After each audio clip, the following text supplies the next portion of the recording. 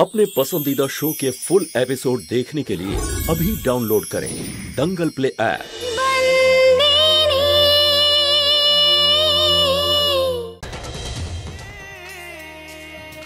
माधव काका केमन आछो केमन आछो? जय श्री कृष्ण। जय श्री कृष्ण। মালিক, এই রূপোর একটা পুরনো টাকা আছে, আমার পক্ষ থেকে আপনার জন্য একটা ছোট্ট উপহার। আচ্ছা দাও দাও।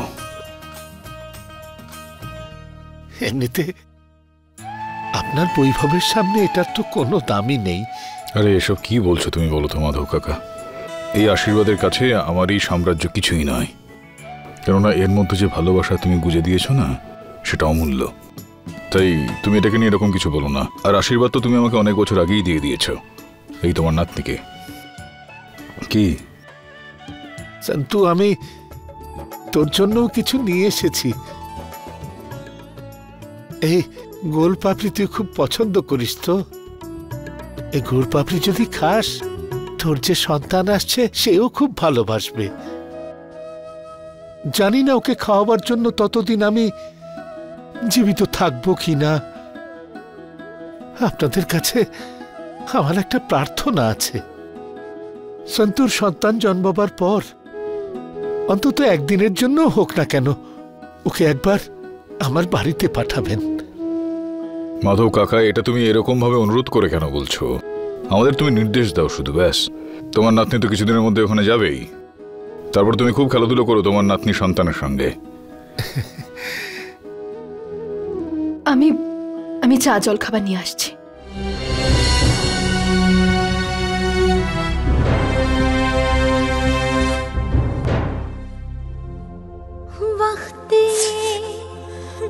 कैसे करवट बदला हम ये समझ ना पाए। আর মা বাবা বলে না আমাদের যে গর্ভবতী মহিলার ঘরে এরকম সুন্দর সুন্দর বাচ্চাদের ছবি টাঙিয়ে রাখলে চারিদিকে, তার সন্তানও খুব সুন্দর দেখতে হয়।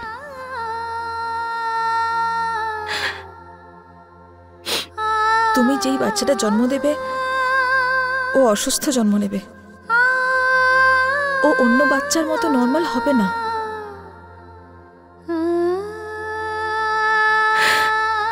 নষ্ট করে দাও বাচ্চাটাকে।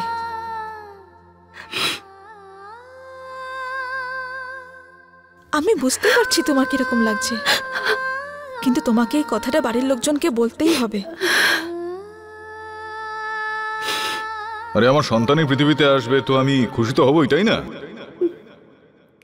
যেই দিনের পৃথিবীতে আমার সন্তান জন্মগ্রহণ করবে সেই দিন হবে ধর্মরাজ মায়া বংশের জীবনের সব থেকে গুরুত্বপূর্ণ দিন। এই সন্তুরি,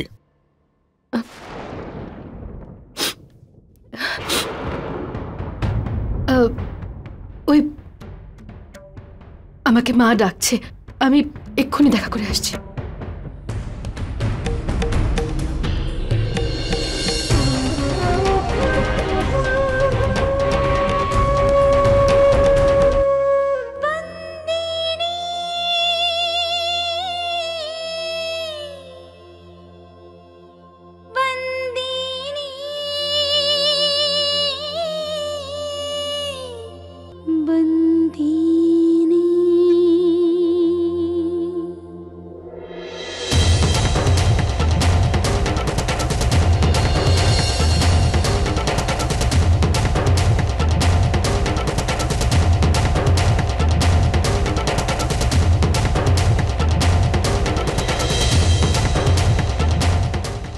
এই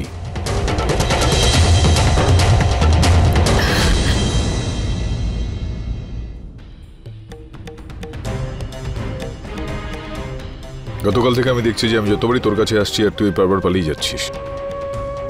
কি ব্যাপার বলতো আমার? হ্যাঁ,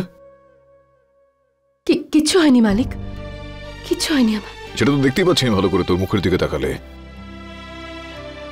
কোনো ঘটনা তো অবশ্যই ঘটেছে। শোন সন্তুরি, গতকাল তুই মন্দিরে যখন কাঁদছিলি আমি তোকে তখন কারণ জিজ্ঞেস করলাম। তখন তুই আমাকে ইচ্ছা করেই মিথ্যা উত্তর দিয়েছিলি যে ওটা নাকি তোর আনন্দের কান্না, মা বাবার কথা মনে পড়ছে। তোর মালিক হতে পারে অশিক্ষিত, কিন্তু মানুষকে দেখলে কিন্তু সে একবারে চিনে ফেলতে পারে। সেই কারণে আমি জানতে পেরে গিয়েছি, দেখেই আমি জানতে পেরে গিয়েছি যে সেই কান্না তোর আদৌ খুশির কান্না ছিল নাকি কষ্টের। আর আজকেও দেখলাম সকালবেলা তুই হঠাৎ করে আগে উঠে পড়লি। সারা রাত তুই ঘুমোসনি আমি জানি, সেই কারণে জিজ্ঞেস করছি। বল না কি হয়েছে, বল আমায়। সেরকম কোনো ব্যাপার নয় মালিক, এটা আপনার ভুল ধারণা। আমার এখানে ভ্রম হচ্ছে। ধর্মরাজ মাহিয়া বংশের এই সমস্ত বিষয়ে বুঝতে যদি ভ্রম হতো, এর আগে নানান ধরনের ঘটনা তার সঙ্গে ঘটে যেতে পারত। 10 বছর ধরে তোকে আমি একটা প্রশ্ন জিজ্ঞেস করে যেতাম না। বুঝতে পারছিস আমি কি বললাম তোকে? চল বল এখন আমাকে কি হয়েছে, মুখটা এরম করে রেখেছিস কেন?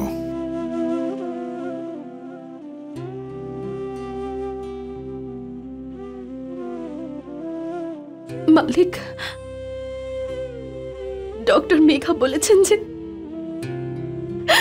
আমাদের এই বাচ্চাটাকে রাখা ঠিক হবে না।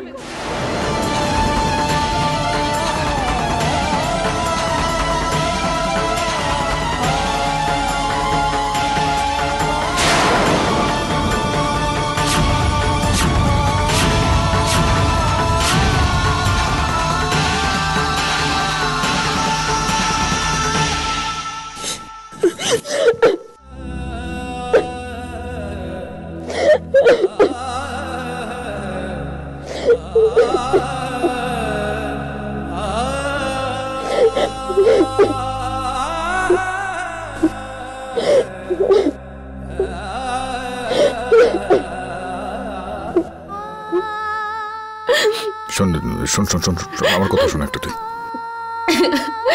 এই মাত্র যে কথাটা তুই বললি না, এটা হতে পারে না কখনো, অসম্ভব বিষয় এটা। আর এই ডাক্তারগুলো আছে যারা মূর্খ, এগুলো সব যা মনে আসে তাই বলে ফেলে ওরা, যা পারে তাই ওরা বলে। আরে ওরা তো কোনোভাবেই ভগবান না, তাই না? হ্যাঁ, আর মানুষ মাত্রই তো ভুল হয়, তাই না? হ্যাঁ, তো ওরাও ভুল করে ফেলতে পারে। বুঝতে পারলে আমি তোকে কি বললাম? হ্যাঁ, আমরা অন্য কোনো ডাক্তারের সাথে গিয়ে কথা বলবো, সে কি বলে সেটা আমি শুনবো। চল চল, তুই বস এখন। আর এখন এই কান্নাকাটি করা একদম বন্ধ কর। আমি তোকে বললাম না, খুশি থাক। তুই যদি এরকমটা করতে থাকিস তাহলে তোর গর্ভের সন্তানের উপর প্রভাব পড়বে রে। বুঝতে পারলি আমি কি বললাম? এই তোর গর্ভের সন্তানের উপর, আমাদের পরিবারের উপর, এই বংশের উপর কোরিয়ার মার আশীর্বাদ রয়েছে। সেই কারণে তুই যেটা বলছিস সেটা কখনোই সম্ভব না, সেটা হতে পারে না, বুঝলি? তুই বিশ্বাস করিস তুই কোরিয়ার মাকে? তাই একজন মা হয়ে আরেকজন মার উপরে কোনটা করতে পারে না। বেশ বেশ বেশ বেশ বেশ, আর কথা থাম এবার, থাম তুই। বেশ বেশ বেশ, এখন কান্নাকাটি বন্ধ করতে হবে। আমি যাচ্ছি, আমি কি ডাক্তারের সঙ্গে কথা বলে দেখছি। ঠিক আছে ঠিক আছে, আমি যাবো তো। তুই কথাতে তোর উপর খেয়াল রাখবি। ব্যাস, এখন এবার এই কান্নাকাটি বন্ধ করতে, আমি গিয়ে ডাক্তারের সাথে কথা বলে আসছি।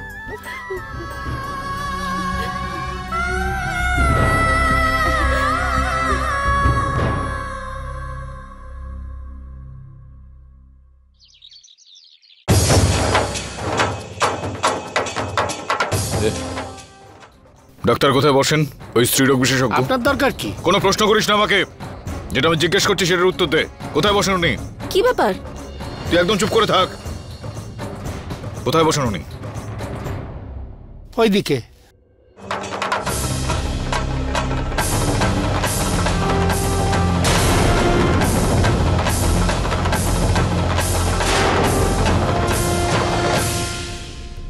তুমি কি ধরনের ডাক্তার আমাকে বলো তো একবার।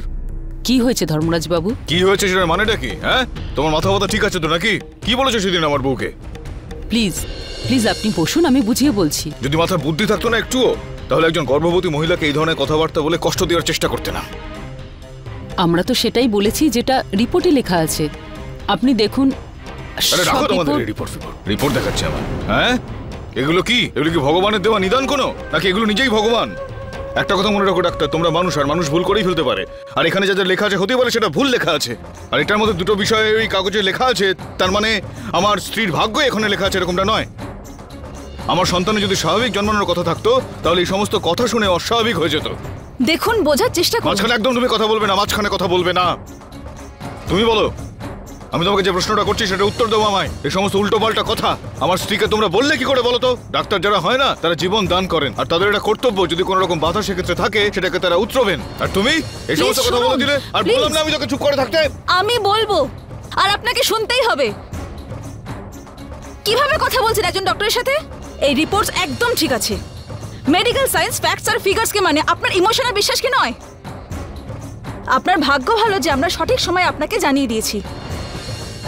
যদি আর একটু দেরি করতাম না, তাহলে ভয়ঙ্কর কিছু হতো।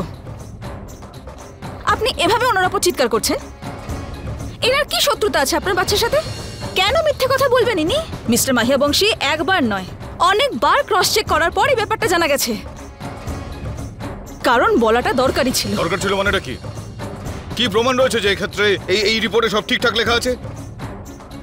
এই রিপোর্টস নিজেই একটা প্রমাণ, আর এই কথাটা আপনিও জানেন, কিন্তু মানতে চান না, কারণ আপনি আপনার বাচ্চাকে নিয়ে ইমোশনাল। আমরা শুধু অ্যাবর্শনের প্রস্তাব দিয়েছি। যদি আপনি বাচ্চাটাকে পৃথিবীতে আনতে চান তাহলে ঠিক আছে, কিন্তু একটু ভাবুন, ওই যে বাচ্চাটা পঙ্গু হয়ে জন্মাবে, তার উপর কি এফেক্ট পড়বে? কি করে বাঁচবে তার জীবন? এই ব্যাপারে তোমার থেকে মতামত নেওয়ার আমার কোনো রকম প্রয়োজন নেই, কেননা তাকে দেখভাল তোমাকে করতে হবে না, আমাকে করতে হবে। বুঝতে বলে কি বললাম? এবার আমি এই পৃথিবীর সব থেকে বড় ডাক্তারকে গিয়ে দেখাবো এই রিপোর্টটা। তারপর আমি দেখতে চাই রিপোর্টটা ঠিক না ভুল। দেখতে চাই আমার সন্তানের সুস্থ স্বাভাবিক জন্মলাভ কি আটকাতে পারে এই পৃথিবীতে।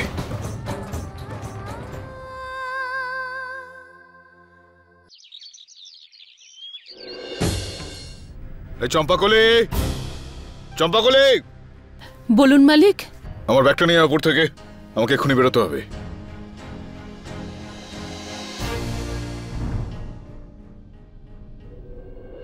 আচ্ছা তুই একটা কাজ করতো, ওই মুম্বাইতে যতজন স্ত্রীরোগ বিশেষজ্ঞ রয়েছেন তাদের প্রত্যেকের একটা তালিকা বের কর তুই, আর সেগুলো আমাকে পাঠিয়ে দে তাড়াতাড়ি, ঠিক আছে? হ্যাঁ পাঠা।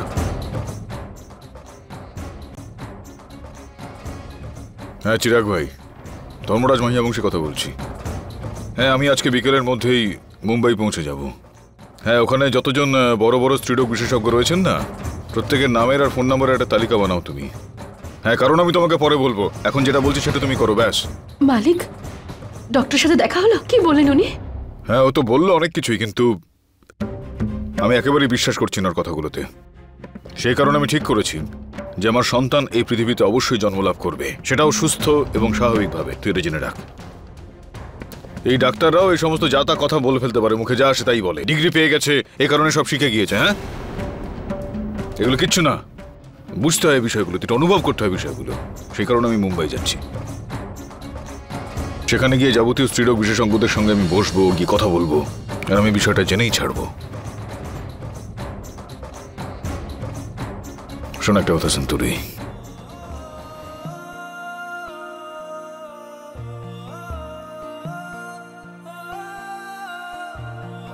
আমার উপর তোর ভরসা রয়েছে তো নাকি?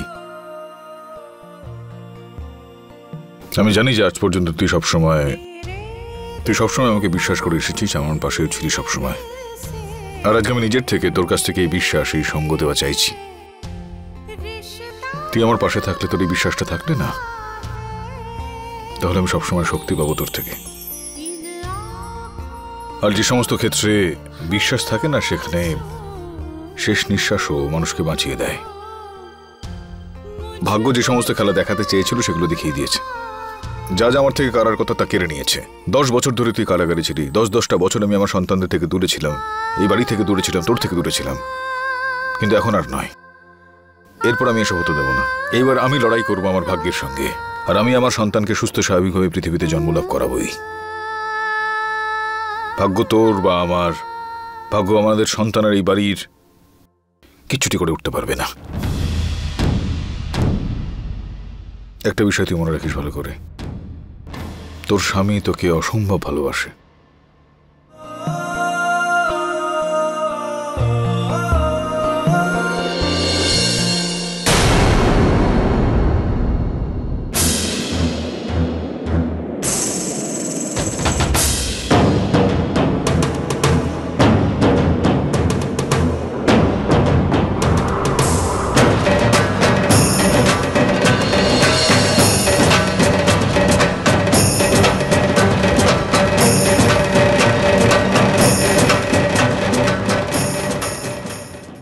আরে মেঘা দিদি, আপনি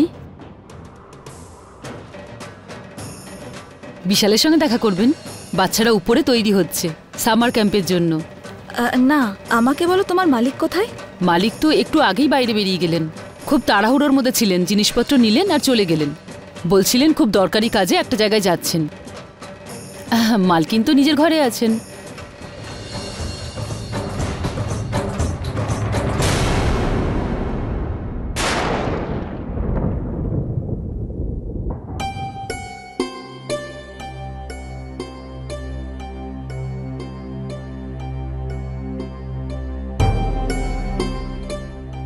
সন্তু,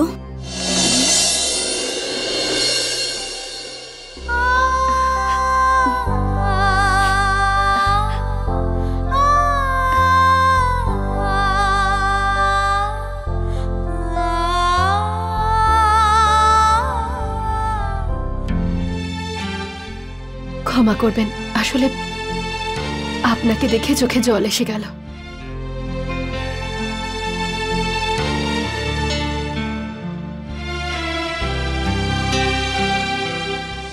আসলে কি বলুন তো, বাড়িতে অন্য কারোর সামনে আমি কাঁদতে পারবো না, কারণ মালিক ছাড়া এই কথাটা বাড়ির আর কেউ জানে না। বুঝতে পারছি আমি, এই কথাটা সত্যিই দুঃখের। না না ডক্টর মেঘা, এটা তো খুশির চোখের জল, আর এই খুশি আমাকে মালিক দিয়েছেন। মালিক আমাকে বলেছেন যে আমাদের সন্তান পৃথিবীতে নিশ্চয়ই আসবে, আর তাও সুস্থভাবে। উনি আমাকে কথা দিয়ে গেছেন, আর মালিকের দেওয়া কথা তো আমার কাছে ঈশ্বরের থেকেও বেশি। ডিএম এটা কি কথা দিল সন্তোকে, যা ডিএম এর নিজের হাতেই নেই? আমি তো সন্তোর সাথে অ্যাবর্শনে কথা বলতে এসেছিলাম, আর সন্ত। ডক্টর মেঘা, মালিক মুম্বাইতে গেছে, ওখানে সব ডাক্তারদের সঙ্গে দেখা করবেন উনি। আমি তো আশাই ছেড়ে দিয়েছিলাম, কিন্তু আবার আশার আলো মালিক আমাকে দেখিয়েছেন। মালিক সম্পূর্ণ বিশ্বাস করেন যে আমাদের সন্তান পৃথিবীতে নিশ্চয়ই আসবে, আর তাও সুস্থভাবে। আর ডক্টরসরাও তো বলে, যখন আশার আলো দেখা যায় না তখন ভগবানে বিশ্বাস করতে হয়। আর আমার কাছে তো আমার ভগবান আমার মালিক, আর ওনার বিশ্বাসে আমার বিশ্বাস। কথাই বলে না, যদি মনে শ্রদ্ধা থাকে তাহলে বিধিকেও তার লেখা বিধান বদলে নিতে হয়। আমাদের সন্তান পৃথিবীতে আসবে তো ডক্টর মেঘা? হ্যাঁ, জানো সন্তু, আমি আমার মেডিকেল ক্যারিয়ারে এরকম অনেক কেস দেখেছি যা ওষুধে নয়, প্রার্থনার দ্বারা সারে। আমিও এটাই চাই যে তোমার প্রার্থনা সফল হোক, আর আমি প্রার্থনা করছি যে তোমার বাচ্চাই পৃথিবীতে আসুক। Thank you doctor Megha. Doctor Megha নয়, শুধু মেঘা। এই কদিনে কতটা আপন হয়ে গেছি না আমরা, আর এখন তো আমরা খুব ভালো বন্ধু, তাই না? একদম ডক্টর মেঘা। আমি বলতে চাইছি মেঘা। আমি তো কথায় কথায় ভুলেই গেছি, আপনি এখানে হঠাৎ এলেন? নিশ্চয়ই বিশালের সঙ্গে দেখা করতে এসেছেন। না সন্তু, তোমার সঙ্গে দেখা করতে এসেছি। আমি দেখতে এলাম যে তুমি ঠিক আছো কিনা, কিন্তু এটা দেখে ভীষণ ভালো লাগলো যে তুমি ভালো আছো। নিচে চলুন না, বাচ্চারা সামার ক্যাম্পের জন্য এখনই বেরোবে। যখন আপনি এখানে এসেছেন তখন বিশালের সঙ্গেও দেখা করে নিন। সন্তু, এইভাবেই সবসময় হাসি খুশি থেকো।